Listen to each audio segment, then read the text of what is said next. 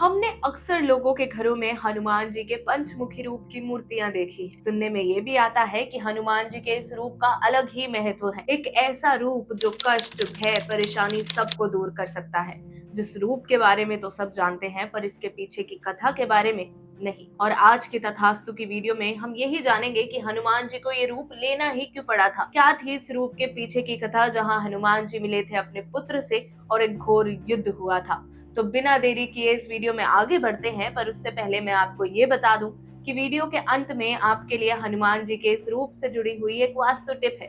तो हमारे साथ वीडियो के अंत तक जरूर बने रहिएगा। अंजनी पुत्र श्री राम भक्त हनुमान, जिनकी शक्तियां असीम हैं, जिनकी ताकत का कोई अनुमान नहीं लगाया जा सकता, जिन्होंने प्रण लिया था अपने प्रभु श्री राम की रक्षा करने का, और उसी प्रण को निभाते हुए इनको अपने पुत्र के साथ युद्ध भी लड़ना पड़ा था और फिर पंचमुखी हनुमान का रूप भी धरना पड़ा था।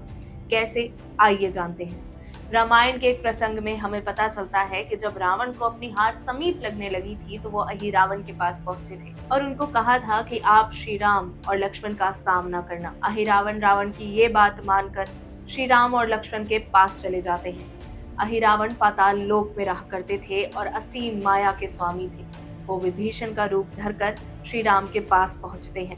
श्री राम और लक्ष्मण को मूर्छित कर देते हैं और फिर उनको अपने साथ ले जाते हैं पाताल लोक। जैसे ये बात विभीषण को पता चलती है कि उनका रूप लेकर कोई श्री राम के पास पहुंचा था, तो वो समझ जाते हैं कि ये सब अहिरावण ने किया है। वो हनुमान जी के पास जाते हैं और उन्हें बताते हैं कि श्री राम अभी पाताल लोक में है। हनुमान जी पाताल लोक से जुड़ी सारी जानकारी लेकर पाताल लोक की ओर निकल पड़ते हैं। वहां उनको द्वार पर एक वानर दिखता है जो अपने आप को हनुमान जी का पुत्र बताता है।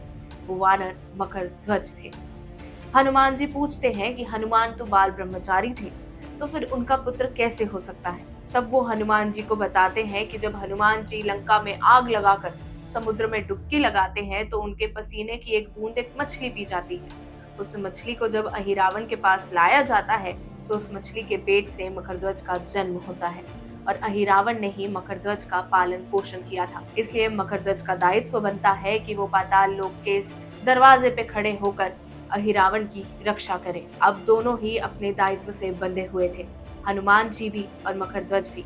दोनों के बीच फिर युद्ध होता है, जिसमें मकरध्वज हार जाते हैं और फिर हनुमान जी पाताल लोक में अंदर चले जाते हैं। वहां उन्हें पता चलता है कि अहिरावण माँ भवानी का भक्त है। माँ भवानी के लिए उसने 5 दिए जलाए थे अलग अलग दिशाओं में, और फिर उन्हें ये भी पता चलता है कि यदि हनुमान जी उन 5 दियों को एक साथ बुझा देते हैं तो अहिरावण की मृत्यु हो जाएगी।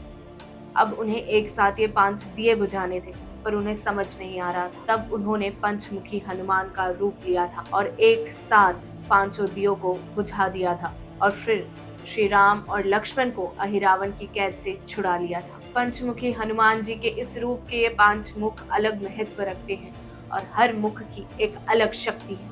इन 5 मुखों की शक्तियों से वीर हनुमान और शक्तिशाली हो गए थे। एक मुख पूर्व में था, एक पश्चिम में, एक उत्तर में, एक दक्षिण में और एक आकाश में। आकाश में अश्वमुख था, पूर्व में वानर रूप था, पश्चिम में गरुड़ रूप था और वहीं दक्षिण में नरसिंह रूप। और वहीं अगर हम उत्तर की बात करें तो उसमें था वराह रूप। अब जानते हैं इन 5 मुखों का अलग अलग महत्व और हर मुख आपको क्या प्रदान करता है। वानर रूप आपकी विजय को निश्चित करते हैं।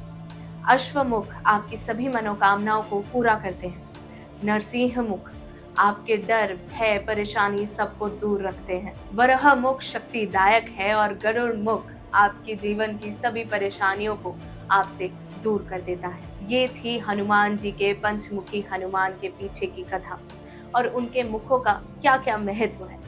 आशा है कि आप इस कथा को समझ गए होंगे। अब उस वास्तु टिप की बात करते हैं जिसके बारे में हमने शुरुआत में जिक्र किया था।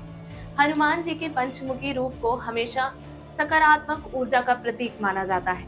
यदि आप पंचमुखी हनुमान जी की तस्वीर को मुख्य द्वार पर लगाते हैं तो आपके घर में बुरी शक्तियां आ ही नहीं सकती। और वहीं अगर आप पंचमुखी हनुमान जी की मूर्ति को पश्चिम दक्षिण दिशा की ओर लगाते हैं तो आपके घर में सकारात्मक ऊर्जा बनी रहती है और किसी भी चीज की हानि नहीं होती। आज की तथास्तु की वीडियो में बस इतना ही। बाकी हनुमान जी की एक और कथा है जिसके बारे में आप में से कई लोग नहीं जानते होंगे कि कैसे हनुमान जी और भीम दोनों भाई हैं। अगर जानना चाहते हैं तो ये रही वीडियो।